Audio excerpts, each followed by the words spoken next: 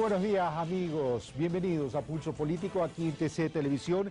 En este domingo 26 de febrero del 2012, por cierto, estamos grabando, aclaro, es viernes 23 de febrero. Si no me equivoco, Gustavo me corrige, 23 de febrero, viernes, estamos grabando, estamos transmitiendo, domingo 24, era para ver si estaban atentos, 26 de febrero.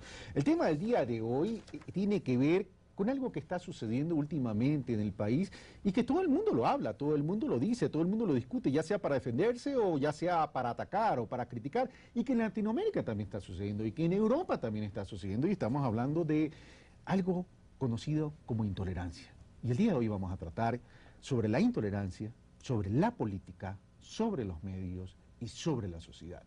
¿Qué país somos capaces de construir? ¿Cuál es el ideal de sociedad que queremos? ¿Cuál es el ambiente de gobernabilidad y de convivencia que aspiramos? ¿Y qué estamos haciendo para lograr eso que decimos en acciones? ¿Y qué factibilidad hay para realmente poder tener un país donde, a pesar de la gran diversidad, donde a pesar de una muy buena discrepancia y disenso, podamos, en medio de esa diversidad, poder tener un buen convivir para generar un buen vivir? Para aquello hemos invitado a algunos personajes que los invito a que conozcamos quiénes son. Hernán Reyes, licenciado en Sociología y Ciencias Políticas, máster en Desarrollo y Género, candidato doctoral en Estudios Culturales Latinoamericanos y catedrático de la Universidad Andina Simón Bolívar. Ramón Sonnen-Olsner Murrieta, radiodifusor guayaquileño con 15 años de experiencia, director de programas de opinión y gerente de proyectos culturales. Galo Mora Witt, secretario ejecutivo de Alianza País, ex ministro de Cultura y ex secretario particular del presidente de la República. Bueno, bienvenido Hernán Reyes, bienvenido Ramón Sonnen-Olsner, bienvenido Galo Mora Witt, dos descendientes alemanes, por cierto. Ramón, pronuncié bien tu apellido, yo siempre tengo complicaciones con tu apellido, Sonnen-Olsner. Bueno, bienvenidos, señores. Bueno, para comenzar a tratar este tema, quiero invitarlos a que veamos un reportaje que nos ha preparado Carlos Andrés Núñez y que tiene que ver con la declaración de la UNESCO en relación a los principios de la tolerancia. ¿Les parece? Entonces, amigos televidentes, veamos. En 1995, los Estados miembros de la ONU emitieron la Declaración de los Principios sobre la Tolerancia mediante un documento que plasma este concepto básico de derechos humanos y que pretende fomentarlo en las sociedades de todos los países. La tolerancia es un término polémico, ¿no? En derechos humanos, por muchos años se ha considerado como el antídoto que ayudaría a prevenir violaciones de derechos humanos. Allí se señala que la tolerancia consiste en el respeto, la aceptación y el aprecio de la rica diversidad de las culturas de nuestro mundo, de nuestras formas de expresión y medios de ser humanos. Sí, pero es el primer paso en derechos humanos, porque lo fundamental es llegar a aceptarnos que somos seres humanos, que tenemos derechos y que si yo quiero que me respeten mis derechos, yo respeto los derechos de las demás personas. Paso elemental para la construcción del respeto común, mas no necesariamente para una aceptación real. Hay una discusión sobre este término porque como somos seres humanos, estamos atravesados por relaciones de poder de las cuales no podemos escapar. La tolerancia también implica una relación de poder, entonces plantea quién es tolerado y quién es tolera. Entonces ahí hay un déficit en torno a derechos, porque un sector puede tolerar a otro su presencia, entonces las relaciones de poder siguen estando desiguales. En ese sentido, el documento aclara que la tolerancia no es lo mismo que concesión, condescendencia o indulgencia, y más bien explica la función del Estado como ente impulsador de la tolerancia y activo en su difusión. Así consta. En el ámbito estatal, la tolerancia exige justicia e imparcialidad en la legislación, en la aplicación de la ley y en el ejercicio de los poderes judicial y administrativo. Exige también que toda persona pueda disfrutar de oportunidades económicas y sociales sin ninguna discriminación. La exclusión y la marginación pueden conducir a la frustración, la hostilidad y el fanatismo. Se trata entonces de un concepto cuya aplicación determina hasta cierto punto el avance de una sociedad. Carlos Andrés Núñez, Pulso Político. Gracias, Carlos Andrés Núñez. Hernán Reyes, comienzo contigo, Hernán. Hernán, las sociedades en el mundo están viviendo ciertos decibeles de intolerancia. Estamos viendo el tema de la primavera árabe, estamos viendo Europa, estamos viendo Latinoamérica y estamos hablando en el Ecuador hoy en día de que existen ciertos rasgos de intolerancia, por lo menos así se los dicen desde sectores de la ciudadanía. ¿Es posible gobernar siendo tolerante? ¿Es posible establecer relaciones sanas y adecuadas dentro de una sociedad siendo tolerante? Buenos días, gracias por la invitación. Bueno, como se ha visto, el término tolerancia alude fundamentalmente a un cierto tipo de respuesta frente a lo que sería un medio que cada vez es más diverso culturalmente hablando, socialmente hablando. Y desde ese punto de vista, creo que hay que distinguir entre lo que significa una actitud de tolerancia, que quizá en épocas como las actuales, la de la globalización, es absolutamente necesario ante tanta diferencia que existe, tanta heterogeneidad que existe en el mundo, de lo que significa gobernar desde la tolerancia. Creo que es un valor o un principio de corte liberal en términos políticos, que de alguna manera puede significar un piso, una base, un suelo mínimo para la gobernabilidad, pero no necesariamente creo que la gobernabilidad debe asentarse solamente en una actitud de tolerancia, sino efectivamente en la vigencia de un Estado de Derecho o un Estado de derechos. Creo que la ley es mucho más fuerte y la condición cultural de respeto al otro debe ser canalizada a través de otras vías. Gracias, Hernán Reyes. Ramón Solnejornes, ¿puede haber democracias con intolerancia? Definitivamente que sí, en el marco de que estén desorbitadas o estén enfermas por alguna patología social que se producen. Cuando una de las partes de las relaciones de poder se tuerce, es decir, vivimos un estado de derecho marcado, pero el estado fáctico se desarrolla, dentro de un marco democrático inclusive se puede producir una dictadura desde la votación. En una sociedad donde a través de los impulsos mediáticos se logra la votación y no desde los impulsos de la real conveniencia. Y está frente a una cosa que puede estarse construyendo un tejido con votación favorable, algo que a la larga desordene una estructura democrática debidamente organizada. Gracias, Ramón Solnejornes. Galo Mora, ¿el proyecto de la Revolución Ciudadana es un proyecto intolerante con las minorías? Bueno, muchas gracias. Primero un saludo a Gardenia Chávez, que fue mi profesor, a quien escuchábamos hace un momento, profesor en antropología. Mire, yo creo que hay que ser muy precisos en esto y basarse en una bifurcación semántica. La actitud, como decía Hernán, de ser tolerante, pasa, yo creo, por una actitud de asumirse como un ente solidario, como ser solidario, que creo que tiene una significación mucho mayor. Desde el poder, a mí me parece que hay que observar la tolerancia con un juicio de valor muy crítico, porque al establecerse la tolerancia se establece la hegemonía y el dominio. Es decir, ya se decía en el reportaje, ¿quién o con qué medios se puede ser tolerante con quiénes? ¿Con minorías étnicas, sexuales, de qué naturaleza? La Revolución Ciudadana precisamente planteó a través de una constitución, la de Montecristi, romper con esas taras decimonónicas y que en el siglo XX se estructuraron incluso con mayor perversidad en la Constitución de 1998. No voy a hablar de fanatismo político, estamos haciendo una observación quizá más bien de carácter filosófico, pero yo creo que lo que ha permitido precisamente es que tengamos la capacidad de ser solidarios, es una revolución. Gracias, Galo Mora, gracias, Ramón Solnejornes, gracias, Hernán Reyes. Hecha esta introducción, vamos a irnos a una primera pausa y regresamos ya con el desarrollo de la temática.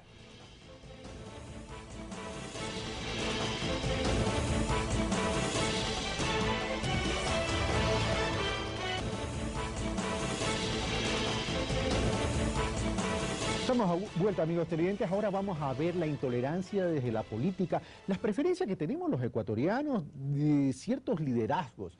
Veamos entonces el reportaje de Carlos Andrés Núñez y regresamos. Varios de los líderes políticos de nuestro país han gozado de gran popularidad por su particular estilo de gobernar con el que han ganado protagonismo. La intolerancia ha sido parte de la cultura política ecuatoriana y no es un atributo exclusivo de un presidente o de un legislador o de un alcalde. Es parte de cómo los ecuatorianos han gestionado sus intereses, de cómo se han construido lógicas de dominación y subordinación, y también de cómo se han construido lógicas contrahegemónicas. Sin embargo, de no ser algo nuevo para la historia de nuestro país, varios mandatarios sí han sobresalido, especialmente por su modo confrontativo. Lo que nosotros hemos tenido, y por parte de todos los actores políticos en el Ecuador, en distintos episodios y con muy raras excepciones, es una lógica descalificadora del rival político, una lógica de contradicción, una lógica de confrontación que se manifiesta constantemente en la retórica a lo largo de toda la vida del Ecuador, pero también a lo largo de las últimas décadas de gobiernos civiles. Algunos de los más representativos son el expresidente José María Velasco Ibarra, quien protagonizó varios conflictos, León Febres Cordero, cuestionado por atentados contra los derechos humanos durante su administración. En algunas circunstancias lo que hemos tenido son gobiernos con propensiones autoritarias, en donde el orden probablemente se ha mantenido, pero en donde la democracia ha sido sacrificada. Yo diría desde los 60 se acelera la lucha social para el reconocimiento de los sectores populares. Y nosotros lo hemos hecho con la protesta. Cada vez una fase de protestas va incorporándose un sector. Actualmente, el gobierno del presidente Rafael Correa también llama la atención, pues su estilo de gobierno ha estado marcado por la confrontación con diferentes actores a lo largo de su periodo.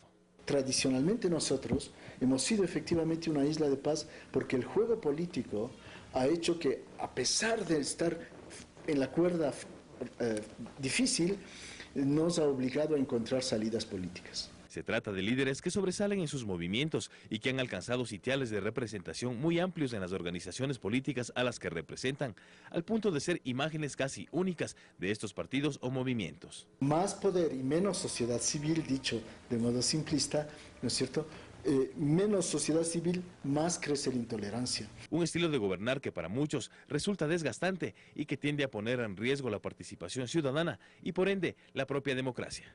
Carlos Andrés Núñez, Pulso Político. Gracias, Carlos Andrés Núñez. Comienzo, Hernán Reyes. Quisiera retomar esta idea de Ecuador como isla de paz. Yo no estoy de acuerdo con esa opinión. Me parece que la política en el Ecuador, y no solo me estoy refiriendo a estos últimos años ni décadas, sino a lo largo de toda la vida republicana, en el Ecuador la política ha estado salpicada de muchos conflictos, de muchas contradicciones, porque efectivamente el país, el Ecuador, ha sido un país de muchos contrastes, de muchas diferencias, de muchas desigualdades. Y es evidente que no alcanza, digamos, un sistema de instituciones para imponer un nuevo orden sin que haya efectivamente este tipo de rasgos. Yo hablaría de que en el Ecuador hay una suerte de cultura política que tiende, a veces diría casi pendularmente o al menos esporádicamente, hacia buscar liderazgos muy fuertes, cuya línea de separación con liderazgos autoritarios y aún algunos de ellos acusados de totalitarios o de tendencialmente totalitarios, yo creo que marca la vida política de los ecuatorianos.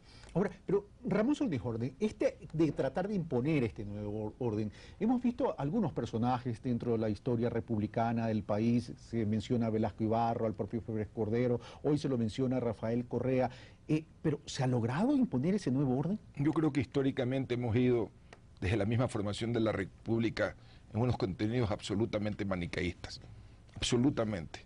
No más España, los criollos al poder, no más conservadorismo, los liberales al poder.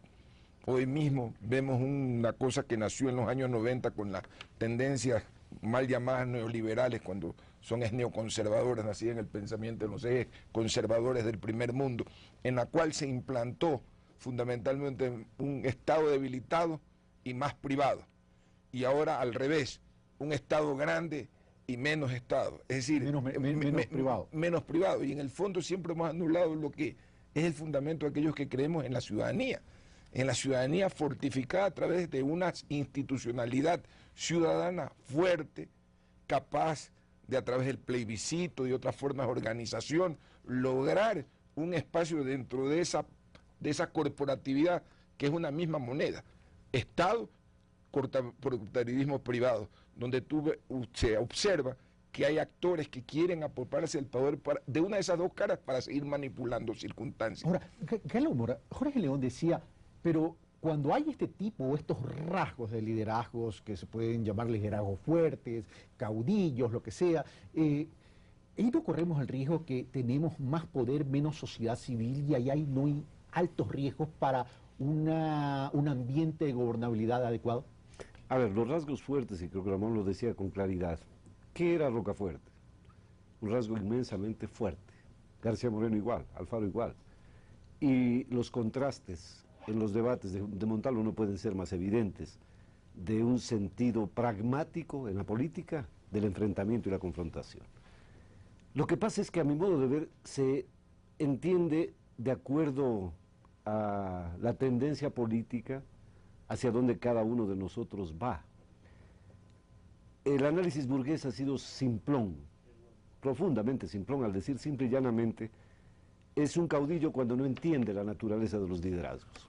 Y entonces a veces, en ocasiones, se ha juzgado, por ejemplo, el gran liderazgo en la Segunda Guerra Mundial, por ejemplo, Churchill, De Gaulle, el propio Stalin, Roosevelt, son grandes líderes porque están en las matrices polares del poder universal. Pero cuando eso ocurre en América Latina, desde la imagen del tirano Banderas que Valle Inclán nos dejó, aquí se juzga como si fuesen dictadores caribeños a los Somoza, y hay un error de concepto fundamental. Cuando hay liderazgo como el de Rafael Correa Delgado, existe también una posibilidad fundamental y es la que se ha desarrollado estos 5 años. Un poder ciudadano que pueda interpretar las demandas y el destino, y ahí está la Constitución, y ahí están los reclamados plebiscitos. Ramón Soler, ¿querías opinar algo sobre lo dicho o lo expresado por Galo? Yo quisiera expresar algo, que en la historia esos maniqueísmos latinoamericanos han tenido una dificultad, o esos grandes puntos de gran poder donde se han hecho grandes inflexiones en la historia. No ha habido síntesis después. Es decir, hemos ido a otro extremo, y en esos extremos no hemos aprendido a construir, a tejer en base a vertientes de tesis y antitesis. Anulamos al otro, desaparecemos al espacio del otro. El discurso de, por ejemplo, la larga noche neoliberal es tan gravitante y negativa por una sociedad como aquella que excluía la participación del Estado día a día en el país con el modelo que se implantó a partir de 1992, y yo diría del mismo gobierno de Rodrigo Borja, donde se le quitó derechos a los trabajadores, por ejemplo, para luego devolverlos en exceso, en lugar de generar balances, síntesis que nos permitan un equilibrio y navegar sin zozobras. Nos mantenemos siempre en la polaridad sin síntesis. Te doy la palabra, Galo. Solamente una acotación, como punto de orden. No, solamente que me alegra muchísimo encontrar un liberal hegeliano y marxista que invoque la dialéctica como punto de vista de la observación de la humanidad. Es que si no se es liberal. Vamos a ver, Dan Reyes. Bueno, en realidad me parece que depende del prisma con que se mire la democracia. Creo que desde una visión liberal de la democracia, esta especie de idea de guardar las formas, no importa que no esté de acuerdo, no importa que me reprima lo que tengo que decir, pero no confronto, parecería ser la figura ideal para el estadista. A mí me parece que estamos viviendo momentos de cambio, los momentos de cambio no pueden dejar de ser turbulentos, y en esa turbulencia me parece que es evidente que guardar las formas y a veces inclusive, yo no diría atropellar los procedimientos, pero sí diría apresurar el paso, con los efectos colaterales que eso puede dejar, puede ser una vía adecuada. Por supuesto, habrá que mirar después si es que esa construcción de la democracia no va socavando a veces principios básicos de la propia democracia. Eso habrá que ver a posteriori, pero es evidente que no nos pueden juzgar con un cristal que ni siquiera es aplicable en la Europa. Ahora en Europa se aplica autoritariamente medidas contra países de economía débil como Grecia o Portugal o España, de parte de las economías poderosas. No nos pueden juzgar con solamente esa mira. Ahora, Galo Mora, tú decías que el gobierno de Rafael Correa es un gobierno ciudadano, y el gobierno de Rafael Correa se ha caracterizado, independientemente de su discurso, es por gobernar con el apoyo de los ciudadanos en términos electorales. elecciones, consultas populares, la nueva constitución, consulta popular, reestructuración de la justicia, etcétera, etcétera. Y algunos dicen que este podría ser un gobierno plebiscitario, pero al amparo de ese gran liderazgo y al amparo de estos gobiernos ciudadanos plebiscitarios, es que cuando se pide que se escoja entre Jesucristo y Barrabás, a veces se escoge a Barrabás. Bueno, y habría que entonces tener la lectura del gran novelista sueco, Per Lagerkvist, que por esa novela Barrabás ganó el Premio Nobel de Literatura, donde la historia es otra. Pero independientemente de ese concepto, yo diría que hay un elemento que es determinante. Lo políticamente correcto, efectivamente, como lo acaba de decir Hernán, no necesariamente corresponde a la imagen de un estadista. Es un análisis profundamente aburguesado de la situación política. Creo yo que la manifestación de los ciudadanos va mucho más allá. Primero, desde el concepto de asumirse como tal, de no estar marginado de todas las decisiones, de que la soberanía y las decisiones de carácter económico no sean un sofisma o sean una simple retórica, y por otro lado, el ejercicio verdadero. Por ejemplo, voy a ser absolutamente claro, antes de este gobierno, las juntas parroquiales no existían, eran un fetiche, a veces convertido en afiche para campaña electoral. Ahora tienen tal nivel de injerencia en su propio espacio territorial, al igual que la gran comunidad de alcaldías y municipalidades. Ahí se construye ciudadanía, es precisamente ahí, en las bases, y por ello nuestra razón fundamental de estar en contacto todas las semanas con la gente que hace el país. Bueno, muchas gracias, señores. Ahora, vamos a ir a unos cortes y cuando regresemos vamos a hablar de la intolerancia desde los medios de comunicación. Me quedo con unas preguntas que me las reservo para el último bloque. Hernán, ¿querías decir algo? No. Ok, vámonos al corte y regresamos con la intolerancia desde los medios de comunicación.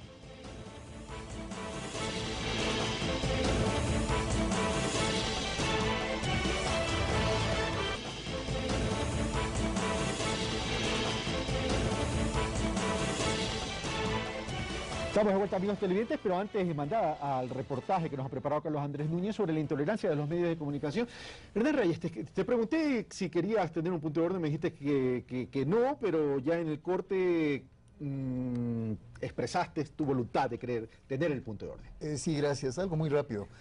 Hablando de las democracias latinoamericanas, sobre todo las actuales, que quizá es el contexto adecuado para hablar de intolerancia, hablar de populismos autoritarios, etcétera, como desde algunos sectores se alude. Es importante distinguir entre la presencia de líderes intolerantes o la intolerancia desde el liderazgo y una especie de demanda social de líderes fuertes.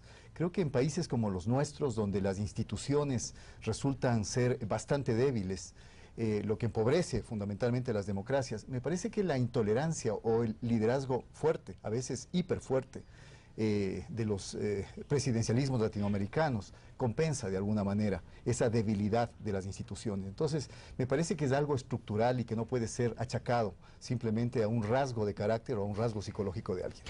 Les voy a proponer algo porque veo que les pica la lengua de querer hablar. ¿Lo podemos dejar esto para el último bloque? Porque si no pierdo la estructura. Solo un acotamiento cortísimo. Cortísimo, 30 segundos. Mira, bajo esa visión, un hiperpresidencialismo, es decir, el curar con una dosis de morfina, cuando es demasiado alta la morfina ya no sirve y se transforma en veneno. Ese es el riesgo cuando se maneja esa valoración. Lo hiper sobre un problema. ¿Me permites concluir en esa idea? ¿La responsabilidad de los límites? Ok. Vamos a ver entonces el reportaje. Yo sé que Galo Mora quiere contestar también, pero vamos a ver el reportaje de la intolerancia de los medios de comunicación y regresamos. El conflicto entre el presidente Rafael Correa y Diario El Universo es uno de los más polémicos de los últimos tiempos. Pero en la historia de nuestro país, la pugna entre presidentes y medios de comunicación es ya conocida. De hecho, varios casos se han presentado a la luz pública. Todos los días utilizan todos los medios de comunicación, televisión, radio, periódicos, para insultar al presidente de la República. Hay testaferros que escriben editoriales, que le mienten al país, que se inventan noticias para confundir al pueblo ecuatoriano. Los periodistas como el que hoy día en el diario El Comercio niegan la verdad o están ciegos o le quitaron 2 chupetes. Pero más allá de esto, ¿hasta qué punto han sido los medios de comunicación los que han impulsado la intolerancia? En términos generales, en el espacio de los medios de comunicación no han estado incluidas todas las voces, no han estado abiertos a la diversidad de criterios, hay una circulación muy asidua de las mismas fuentes, de los mismos especialistas, de los mismos problemas. Entonces hay una recurrencia de agendas que impide justamente un reconocimiento de la diversidad, que es la base de la tolerancia en una sociedad democrática.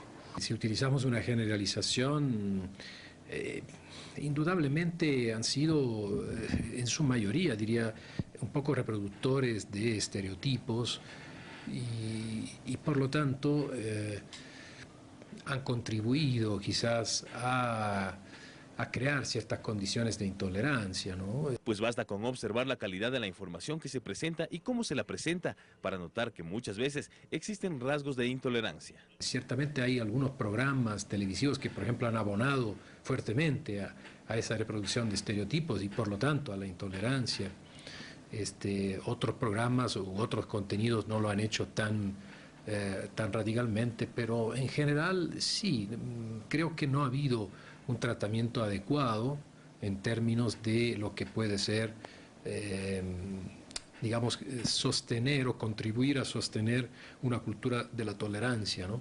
Frente a ello, se habla de la necesidad de retomar el verdadero rol de los medios. Pero, ¿cómo hacerlo? Yo creo que la ley de comunicación, a partir justamente de un reparto del espectro radioeléctrico, de criterios para evitar la monopolización y de políticas concretas para favorecer el surgimiento de nuevos medios de comunicación, de voces distintas, de voces diversas, yo creo que es un mecanismo muy interesante para poder aportar al reconocimiento positivo de todas las diversidades que caracterizan esta compleja y diversa sociedad.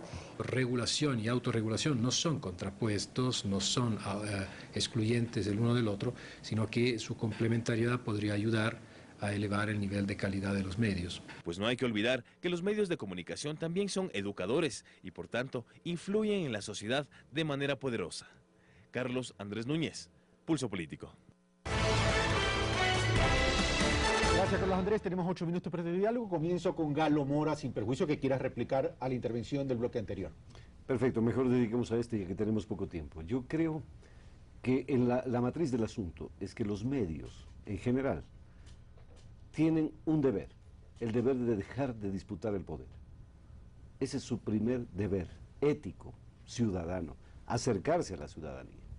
Segundo elemento que me parece fundamental. Veía con asombro hace poco que se utilizaba incluso la figura y el pensamiento de Carlos Marx para definir cuáles son los términos de la libertad de expresión que defienden ciertos sectores que están empoderados a través de los medios. En la Gaceta Renana de 1842, Marx decía con absoluta certeza: la primera libertad de expresión es no convertirse en industria. Y esto quiere decir efectivamente no entrar en las disputas del poder, convertirse en canal ciudadano, evitar manipulaciones. No vamos a pensar en lo sacrosanto de los seres humanos, no es posible, pero sí la transparencia, la ética como virtudes fundamentales, donde la calumnia y especialmente el juego ajedrecístico de saber hasta dónde puedo llegar, hasta dónde se me concede y hasta dónde concedo, pueda ser parte de una batalla campal en lo político. Aquí se ha expresado a través del diario El Universo y del diario El Comercio. Cuando hay un mensaje expreso, grabado en YouTube, donde la dueña del diario dice: se puede hacer revolución ciudadana pero fuera de aquí. Socialismo del siglo XXI pero fuera de aquí. Esa es una expresión política de disputa del poder, evidentemente. Y no se puede contradecir diciendo, bueno, si su industria hace lo que le da la gana, porque la comunicación no es una mercancía, es un derecho social. Creo que ahí debemos partir. Okay. Ramón Flores, tú eres radiodifusor guayaquileño, representante de los medios en consecuencia. No, yo no soy representante de los medios, sino de mi palabra. De tu palabra, de tu medio de comunicación. Tampoco de mi medio, tú sabes que ese medio no es mío, es de mis hijos. Y yo no quiero entrar en esa. Yo soy un libre pero eres pensador. radiodifusor, libre pensador. Soy un libre pensador y en ese campo me... O un pensador libre, sería mejor. ¿Cómo lo prefieres? Dentro del ámbito que dice Galo Mora, ¿tú crees que los medios de comunicación han confundido su rol y realmente han estado en un ejercicio por disputa del poder y eso ha crees? ¿Y eso ha incrementado la intolerancia en el país? Mira, te voy a poner un ejemplo de lo que sucede. Esto es un traspaso del poder a otro poderoso. Hace años hubo una disputa entre un medio del Grupo Isaías con otro grupo de comunicación fuerte por el tema de la guía telefónica. Un día voy a comprar a FIBEC una revista y encuentro esa misma disputa ya en la otra de propiedad de los medios controlados a través del Estado, ya no con el Grupo Isaías, porque ya no era una disputa del Grupo Isaías contra, en ese caso, el señor Alvarado, sino específicamente del Grupo Correa o de quienes lideran el poder contemporáneo contra el Grupo Universo. Estaba en la primera portada. Eso hay que regularlo, pues no podemos generalizarlo. Hay radios que tienen, periódicos que tienen unos códigos mínimos éticos. Quienes, por ejemplo, como el que habla, ha decidido hacer libre pensamiento, se aleja de los negocios del Estado, por muy interesantes que puedan hacer. Uno tiene que tomar distancia porque si no, pierdes lo que le pasa inclusive al que controla desde el Estado estos medios de comunicación. Pierde, no sabe en qué momento son del Estado y en qué momento son del gobierno, en qué momento son canal Estado y en qué momento son canales de gobierno. Tiene que haber un principio ético para todos, porque el poder, y si lo analizamos como liberal, el único defecto, o serio defecto, gravísimo defecto que tiene el libre mercado en toda su forma, inclusive de la palabra, es el monopolio. Se enferma un sistema cuando el monopolio llega. Cuando el Estado se transforma en el monopolizador, también toda una sociedad se transforma en esa otra cara del capitalismo institucional privado, se transforma en capitalismo. En consecuencia, coincides con Mauro Servino que regulación no se contrapone a la autorregulación. Es que tiene que haber regulación. Eso de que no hay regulación y en los mercados liberales se desaparece la regulación. Es fundamental porque precisamente el cuerpo le da fiebre. Es como cualquier cuerpo, somos orgánicos. Un diabético tiene que tener regulado su insulina. Si no se le cae o se le va, eso es fundamental. Quien entre en discusión de eso, que no hay necesidad de regulación. ¿Cómo lograr el equilibrio? Básicamente, cuando se logra institucionalizar y no concentrar, pensar que el Estado es en sí todo el ente regulador. Por eso tiene que haber entes especializados, nacidos y emergidos fundamentalmente del saber, del profesionalismo. No se puede seguir manejando este país bajo esos dos discursos. ¿Qué pasa mañana se cae la revolución ciudadana con un principio que yo comparto, que es la ciudadanía? Muchos amigos míos se ríen porque soy un liberal neomarxista, como me dicen. ¿Qué pasa en el momento en que se cae? Sí, es un poco absurdo, pero yo acepto el principio de ciudadanía como fundamento. ¿Qué pasa en el momento en que se cae esta superestructura Estado? ¿Qué vendrán en estos maniqueísmos criollos que tenemos los ecuatorianos? Abajo el Estado, se acabó la larga atardecer socialismo del siglo XXI. ¿Y a qué vamos? ¿Al viejo ordenamiento?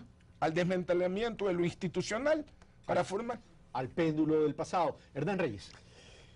A veces se ha caído en un empobrecimiento de la discusión, se ha querido optar entre lo que es poder político o medios de comunicación. Ahora mucha gente se pone a favor de ciertos medios que están siendo enjuiciados por el poder político y otros se ponen a favor del poder político per se.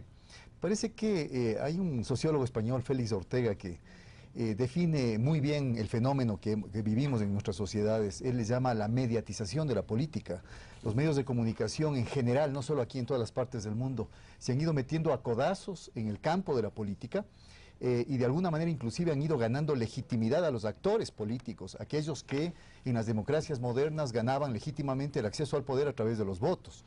Y desde ese punto de vista me parece que es legítimo que desde el poder político y con una orientación, diría yo, en pro de cambios que sean beneficiosos para la ciudadanía y para la reinstitucionalización del Estado, se ponga límites precisamente a esa actoría. Cuando se habla de actoría política de los medios, yo estoy absolutamente seguro de que sí, pero ha sido un tema que no se ha querido tocar.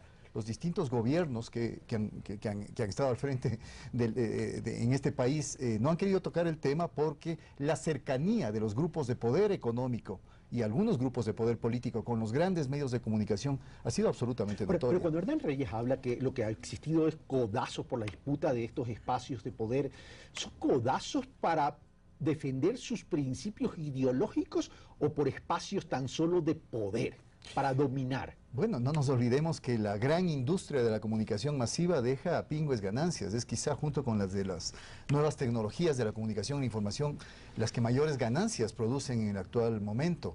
Y desde ese punto de vista creo que se trata de defender espacios a través de la mercantilización de la información, de la noticia, a través de disponer de este espacio para la publicidad, por ejemplo, que efectivamente no quieren que sea regulado, que no quieren que sea de alguna manera controlado. Ahora, pero esto me lleva, sin perjuicios que opines, Galo, esto me lleva al gran debate. ¿Qué somos? ¿Medios de información o medios de comunicación? Quisiera simplemente aportar a los dos temas situados. Primero, que no existe un grupo Correa, porque aquí no vamos a tergiversar un tema que es evidentemente político, ciudadano y cívico. Dos, creo que fundamentalmente hay un discurso, el medio construye un discurso ideológico para inocularlo, y eso es una manera de interpretar la vida, el mundo, un concepto del mundo, para buscar un eco. De lo contrario no tiene sentido. Una matriz de qué forma de concebir el mundo queremos, qué es lo que queremos, cómo sea el Ecuador, cómo sea América Latina, cómo sea el mundo.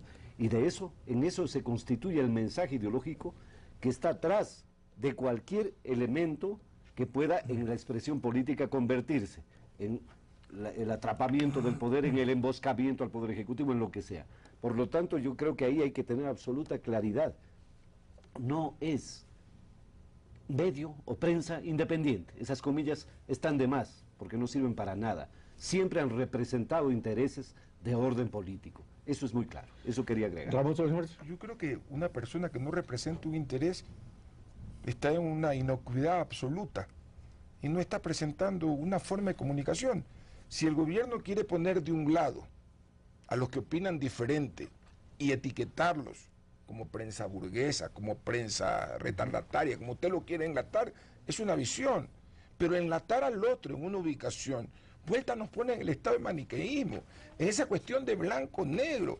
Hay que ser sinceros, la comunicación solo es un espacio, son lugares que se crean, los medios de comunicación son lugares, herramientas donde se crean espacios para difundir pensamientos distintos y diversos, formas de goce distintos y diversos. El poder ser tolerante radica en poder observar desde lo distinto al otro en su forma de goce, en su forma de realizarse frente a la vida. Pero entonces solamente hay que asumirlo como tal. Y también comunicar. Y no engañarse. Okay. Vamos ahora con Hernán Reyes y cerramos este bloque y venimos ya ahí con el espacio y el debate. Quizá dos ideas adicionales. Primero, hay medios y medios. Hay medios de comunicación que efectivamente tienen una deuda pendiente enorme con la ciudadanía, porque en realidad han tomado como materia prima para hacer noticias o para construir rating los fenómenos de la sociedad, pero han dejado atrás hace mucho rato el papel que tuvieron siglos atrás como elementos determinantes a través de la deliberación pública de lo que significaba la discusión política de los temas de interés nacional. Y por el otro lado, dentro de esos medios y medios que hay medios que efectivamente han adoptado un papel político claramente favorable a un modelo de desarrollo que en el país ha llevado hacia la pobreza y la desinstitucionalización. Creo que esos medios están ahora, muchos de ellos, defendiéndose frente a un proyecto que de alguna manera y en algunos casos está intentando modificar ese. Gracias, Hernán Reyes. Señores, vamos a otra pausa. Y quizás solo como globofón del espacio decirlo de Galeano. Se invirtió a Maquiavelo. Ya no se necesita que el fin justifique los medios, sino que los medios justifican todos los fines. Con tal que los medios no lleguen a su fin. Vamos a ir a un corte y regresamos de inmediato.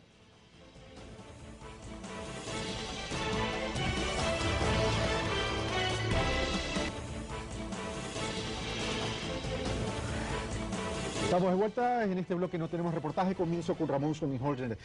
Ramón, tú viste que tus emisoras están en manos de tus hijos y en el corte dijiste, es que a mí no me gusta tapar los espacios y peor tapar los espacios de mis hijos, pero con liderazgos fuertes o caudillos, ¿no se tapan espacios? Definitivamente, una de las cosas que sucedió en la muerte del proceso del Partido Social Cristiano es como le dije alguna vez a Cintia Viteri, tú eres la nieta que no heredará ningún poder. Se lo dije personalmente. ¿Por qué? Porque el liderazgo del presidente Febres Cordero no supo evolucionar en el tiempo. Mató 2 generaciones. y por ende en este momento no tiene sucesión, tiene sucesiones muy tibias, emotivas. Ese es básicamente el punto. Uno tiene que abrir espacios, ¿sí?, para que aparezca primero lo sólido, el hielo, se derrita, luego se haga gota, se vuelva líquido, y luego el mismo sol lo lleve de nuevo a esa aparente muerte que se transforma en lo nebuloso, en el pensamiento. Cada hombre tiene un fase y hay que respetarlo. Si el hombre no logra esos procesos, no hay evolución social. Ahora, pero de acuerdo y siguiendo la línea de pensamiento de Ramón Hernán, ¿eso significaría entonces que aquí los proyectos políticos al amparo de esas características no son duraderos? Tienen ciclo de vida cortos. Habría que ver, resulta muy difícil las variaciones en la política latinoamericana, no solo en el caso del Ecuador. Estas últimas décadas son muy marcadas. Lo que sí quisiera yo mencionar es que a nivel de institucionalidad el país tiene mucho camino que recuperar todavía. Creo que de eso nos olvidamos ciertos momentos. Por eso decía yo antes, a veces nos quedamos en la superficialidad de los problemas, nos quedamos en el tema de las formas, guardar las formas, y no vemos las contradicciones y los conflictos de fondo. La pregunta, siguiendo el razonamiento que se hacía, es cómo los medios de comunicación pagan la deuda pendiente, cómo abren espacios, cómo finalmente entienden lo que está plasmado en la Constitución. Vivimos un país diverso, pero al mismo tiempo somos una unidad. Vivimos un país donde lo importante es crear diálogo entre culturas de todo tipo. ¿Cómo posibilitar que los medios de comunicación realmente permitan una mayor circulación de contenidos, mucho más pluralista, mucho más múltiple, mucho más diversa? Yo creo que esa es una pregunta que debemos hacernos y que en parte se responde a partir de lo que está en la ley, en el proyecto de ley de comunicación. Creo que es necesario promover una mucha mayor circulación de contenidos, de opiniones, de voces, de miradas, que es precisamente lo que falta en los medios. Pero ante estas intervenciones, Galo Mora, una vez ido Rafael Correa de la plataforma político-electoral, ¿estamos hablando que este proyecto tiene una crónica de una muerte anunciada sacando a Correa? Bueno, García Márquez no nos ha dado esos veredictos, esas sentencias, pero hay algo que recuperar. No son ciclos de vida corta. Los avances y las conquistas de la humanidad se expresan a través de la continuidad, como diría Neruda, despierto cada 100 años cuando despierta el pueblo. Nosotros, alguien me preguntaba en 1986, precisamente el secretario particular de Alan García, entonces presidente del Perú, ¿a qué se debe que no tuvieron desde finales de los 20 una explosión popular tan grande como la que existió en dos vecinos tan grandes como Colombia y Perú? Y hablábamos de las conquistas, y teníamos entonces que remitirnos a que muchísimas de aquellas conquistas por las que se luchaba en Colombia y en el Perú ya habían sido acreditadas a la vida civil constitucional del Ecuador a través de los gobiernos de Alfaro. De la misma manera, hoy podemos observar, por ejemplo, la intervención en la educación. Es determinante para el mañana y podremos observar a profundidad que lo que se hace hoy, incluso con ciertos costos electorales, podría pensarse, en términos de revisar lo que significa la educación superior en el Ecuador. Pero una continuidad tiene cada 100 continuidad años no es en la mucho historia. tiempo. No, tiene continuidad en la historia. Cuando Zoila Ugarte enfrentaba a Alfaro, ¿por qué se dio el enfrentamiento Zoila Ugarte de Landívar versus el gobierno de Alfaro? Porque la mujer ya había sido incorporada a la vida civil, política y económica a través de Matilde Huerta Centeno en 1895, una mujer de Charapotó, la primera en trabajar para el Estado ecuatoriano, porque Alfaro lo logró. Y hago el parangón, guardando las dimensiones, sin sobreestimar la naturaleza de a quien considero evidentemente el líder de este tiempo en nuestra patria y de América Latina también, porque se establecen conquistas fundamentales que no conllevan la vida corta de la que se mencionaba. No hay ciclo de vida corta cuando hay conquistas laborales, sociales y humanas de tal profundidad que son irreversibles. Hernán Reyes hablaba de que el Ecuador está viviendo momentos de cambio, pero es que los momentos de cambios que se pueden vivir, el tema es hacia dónde nos lleva esa dirección, y dos, si son positivos, ¿puede existir esa continuidad de lo que habla Galo Mora? Depende de la capacidad que tengamos para crear cultura de estructura. Si no hay cultura de estructura en todos los actores, sea la derecha, la que se llama derecha, se llama izquierda, se llama liberalismo, se llama, de sus actores, todo eso que parece fecundo un rato, muere. Pero esa cultura que tú te refieres, por lo general aquí se ha entendido como cultura de base electoral, no cultura de pensamiento, cultura ideológica. Permíteme hacer en esto de los fluidos de contenidos, que señalaba el sociólogo Reyes, que es fundamental analizarlo. Cuando tú tienes que ver la ley, y la ves la ley, por ejemplo, generaliza. Y cuando había que diferenciar radios deportivas, radios musicales, radios culturales y radios que hacen comunicación política y noticiosa, que tienen que entrar de un marco de regulación, pero la generaliza. Entonces, por ejemplo, le pongo aquí, hay empresarios que tienen el negocio de poner música, pero que tienen a lo mejor una panadería, se les prohibió que puedan tener otro negocio que no sea la comunicación. Yo sí creo en una especie de sacerdocio en la comunicación. Pues el Estado y también la función del Estado dentro de la comunicación tiene que ser limitada. ¿Tú crees en el mundo ideal? ¿Tú crees en el paraíso? No en el mundo ideal, pero no en el mundo ideal, sino que hay ciertos actores con demasiado poder que tienen que ser regulados. Pero cada partido tiene que tener órganos de difusión. Por lo menos si existiera una estructura de partido como hay en naciones donde la política activa, los comunistas tienen periódico, los eurocomunistas tienen su periódico, los socialdemócratas su periódico. Y que es legítimo, pero es que es absolutamente legítimo. Y no se puede condenar a esas personas a que sus contenidos sean liberales. No se los puede hacer. Y en ese punto, ¿me permites ir donde Hernán Reyes? Pero lógico. ¿Y qué tratamiento tendrían que tener ahí los medios incautados y los medios públicos? Porque si estamos hablando que es legítimo que las ideologías tengan sus medios, el medio público no podría ser gubernamental por el concepto de medio público. Pero, ¿cuál sería el tratamiento? Porque ahí hay una línea muy fina, Hernán Reyes. Absolutamente, es un tema bien complejo, porque en realidad los medios incautados han venido operando casi en el limbo, es decir, están en su línea editorial muchas veces cercanos al gobierno, es evidente que están más cercanos a una línea oficialista de pensamiento, pero al mismo tiempo no son medios gubernamentales ni tampoco son medios públicos. Y aquí, para curarme en salud, cuando hablamos de medios tenemos que también hacer excepciones de ciertos programas que hay en la televisión y medios incautados. Ah, sí, por supuesto. Me quería referir a eso. Cuando hablamos de una mayor circulación de contenidos y una mayor riqueza de contenidos, yo a veces pienso cómo en medios incautados, para preservar el valor empresarial de esos medios, se permiten programas que son parte de la telebasura. Eso a mí me parece grave, es decir, que por un lado políticamente estén encausados más cercano a la línea de cambio, a la línea de pensamiento oficial, y por el otro lado se preserven quizá lo peor de la programación, aquello que precisamente va a ser objeto de regulación por parte de la ley de comunicación. Ahora, se critica mucho el nivel de intolerancia, pero resulta que Velasco Ibarra fue electo 5 veces presidente, resulta que León Febres Cordero, en la ciudad de Guayaquil y en algunos sectores del país, es un hombre todavía con una alta recordación positiva, y que Rafael Correa ha ganado ¿cuántas elecciones? 8. 8 elecciones.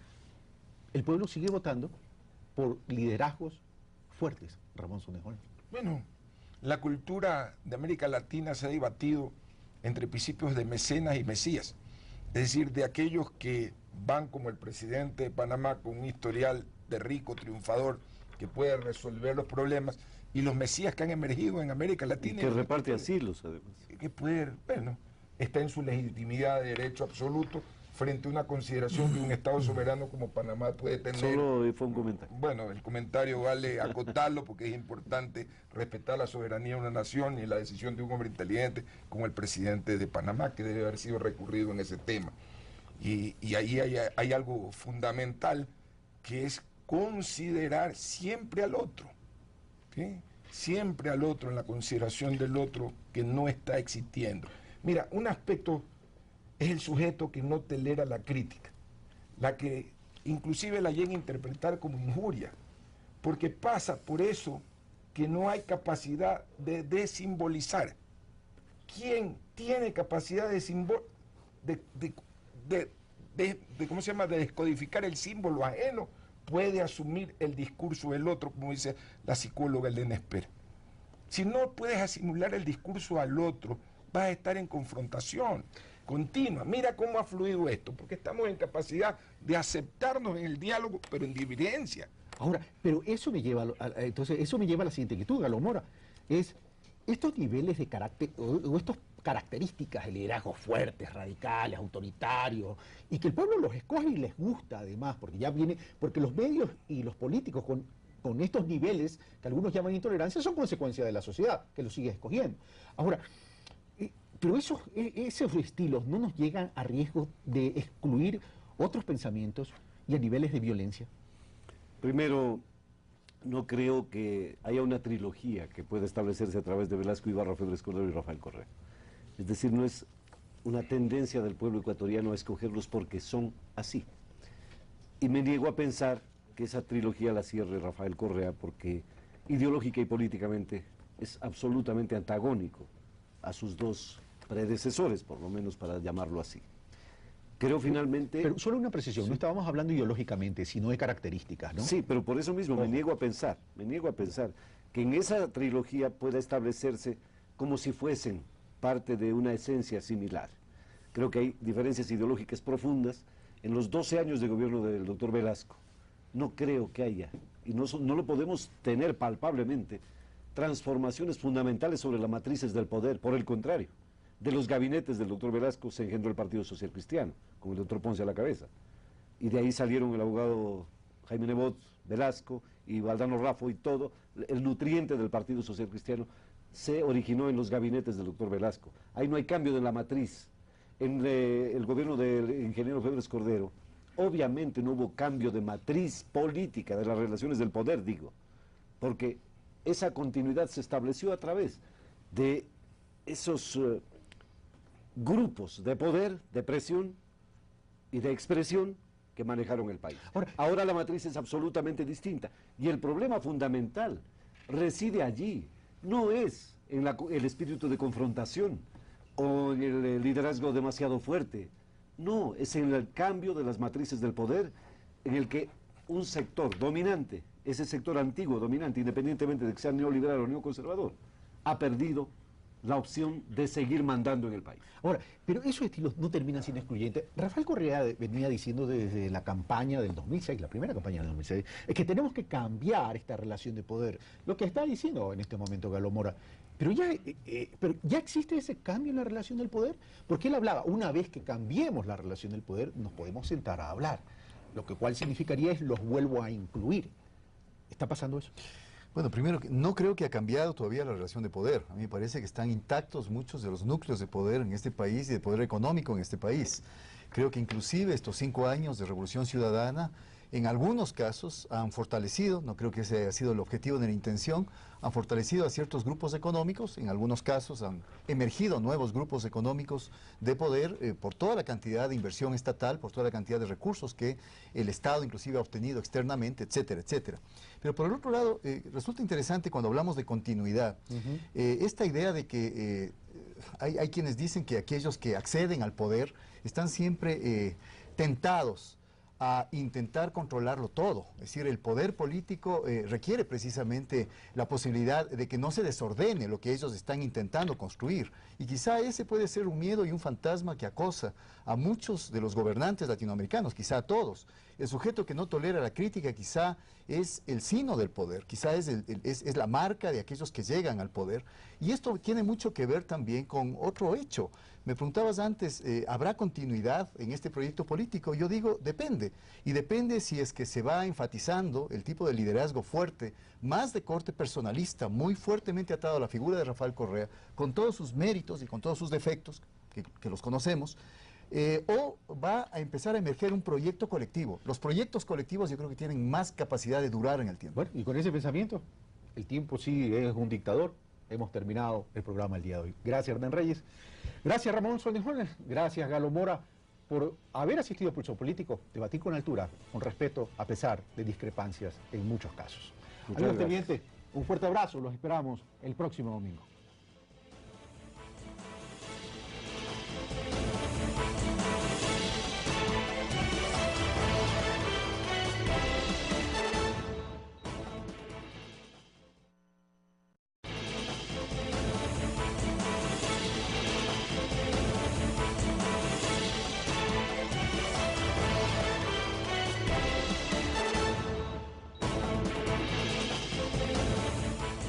buenos días, amigos. Bienvenidos a Pulso Político aquí en TC Televisión. En este domingo 26 de febrero del 2012, por cierto, estamos grabando, aclaro, es viernes 23 de febrero. Si no me equivoco, Gustavo me corrige, 23 de febrero, viernes, estamos grabando, estamos transmitiendo, domingo 24, era para ver si estaban atentos, 26 de febrero. El tema del día de hoy tiene que ver con algo que está sucediendo últimamente en el país y que todo el mundo lo habla, todo el mundo lo dice, todo el mundo lo discute, ya sea para defenderse o ya sea para atacar o para criticar, y que en Latinoamérica también está sucediendo y que en Europa también está sucediendo, y estamos hablando de algo conocido como intolerancia. Y el día de hoy vamos a tratar sobre la intolerancia, sobre la política, sobre los medios y sobre la sociedad. ¿Qué país somos capaces de construir? ¿Cuál es el ideal de sociedad que queremos? ¿Cuál es el ambiente de gobernabilidad y de convivencia que aspiramos? ¿Y qué estamos haciendo para lograr eso que decimos en acciones? ¿Y qué factibilidad hay para realmente poder tener un país donde, a pesar de la gran diversidad, donde a pesar de una muy buena discrepancia, desiguales? En ese sentido, el documento aclara que la tolerancia no es lo mismo que concesión, condescendencia o indulgencia. Y más bien, explica la función del Estado como ente impulsador de la tolerancia y activo en su difusión. Así consta. En el ámbito estatal, la tolerancia exige justicia e imparcialidad en la legislación, en la aplicación de la ley y en el ejercicio de los poderes judicial y administrativo. Exige también que toda persona pueda disfrutar de oportunidades económicas y sociales sin ninguna discriminación.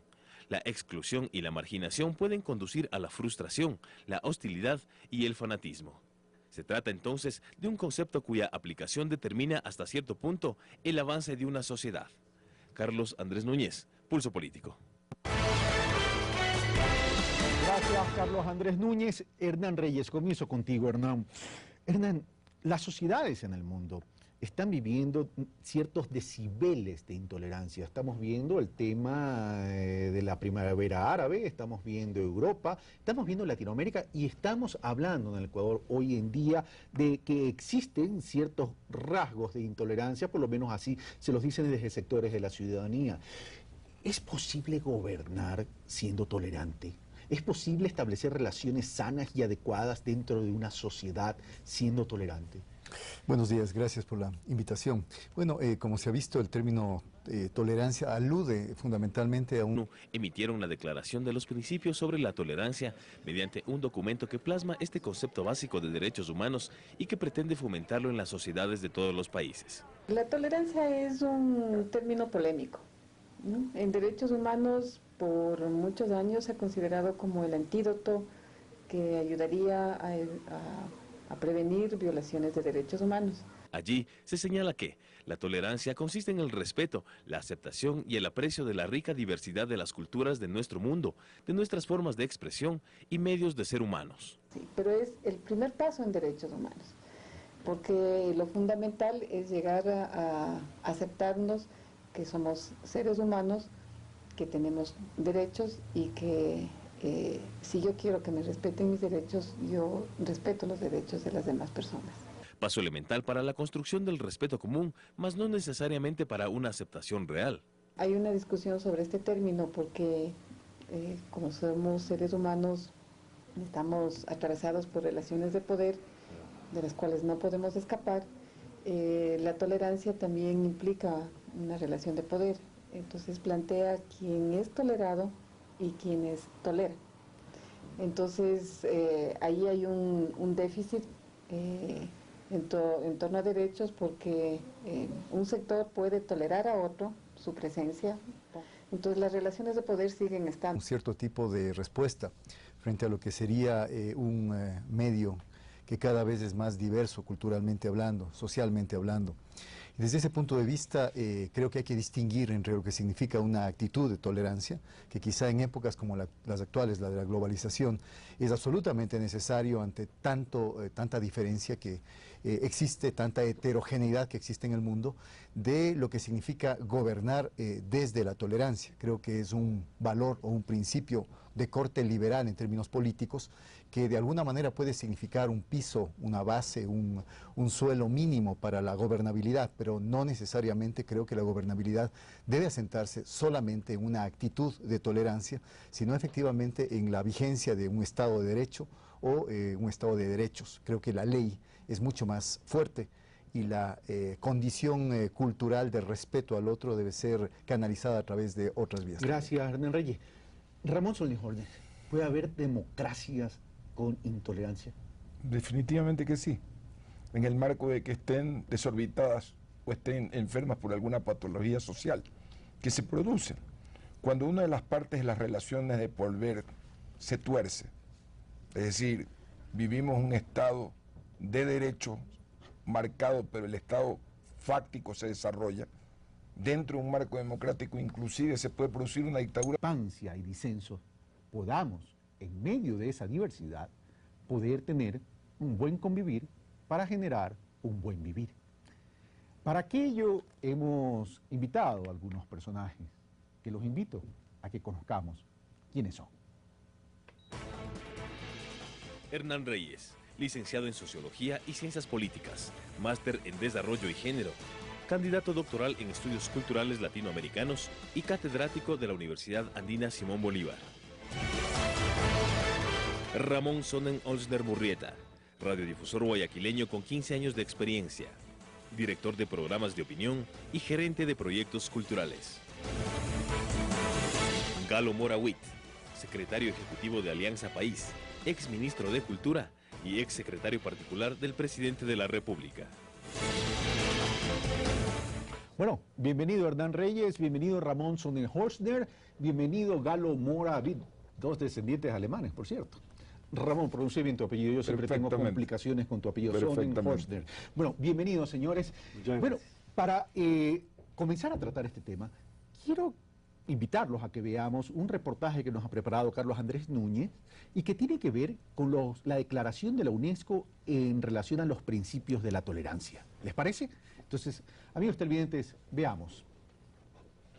En 1995, los Estados miembros de la ONU